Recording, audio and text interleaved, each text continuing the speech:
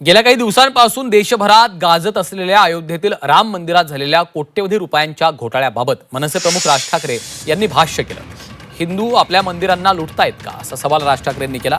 योगी आदित्यनाथ यांच्या कोंडीसाठी राम मंदिराचा मुद्दा काढला का असा प्रश्नही राज ठाकरेंनी केला.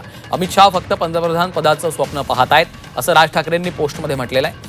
ज्या रामाचं नाव घेऊन भाजप पक्ष सत्तेत आलेला आहे त्यांना आता या भ्रष्टाचाराबाबत काहीच कसं वाटत नाही असा परखड सवालही राज ठाकरेंनी उपस्थित केला आहे.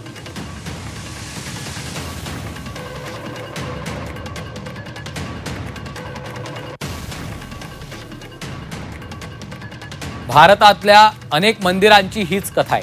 आधी परकीयांनी हजारो वर्ष इथली मंदिरं लुटली आणि आता त्याचा बदला म्हणून की काय हिंदूच आपली मंदिरं लुटतायत का? आणि तरीही देशाचे पंतप्रधान, गृहमंत्री किंवा केंद्रातला एकही नेता त्यावर बोलायला तयार नाही का? अयोध्येत एवढा आटापिटा करून निवडणुकीच्या तोंडावर उद्घाटन करून देखील ना अयोध्येत ना देशात कुठेच फायदा झाला नाही म्हणून याकडे दुर्लक्ष.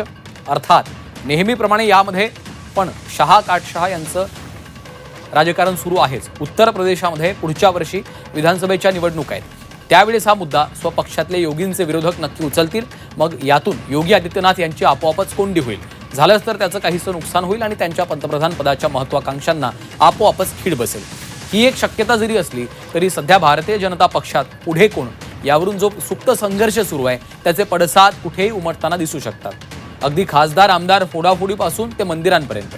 देशाचे गृहमंत्री अमित शहा हे सध्या विरोधी पक्षांची घरं कशी फोडता येतील आणि लवकरात लवकर आपल्याला पंतप्रधान पदाच्या खुर्चीत कसं विराजमान होता येईल याची धुरकट स्वप्न पाहत बसलेत.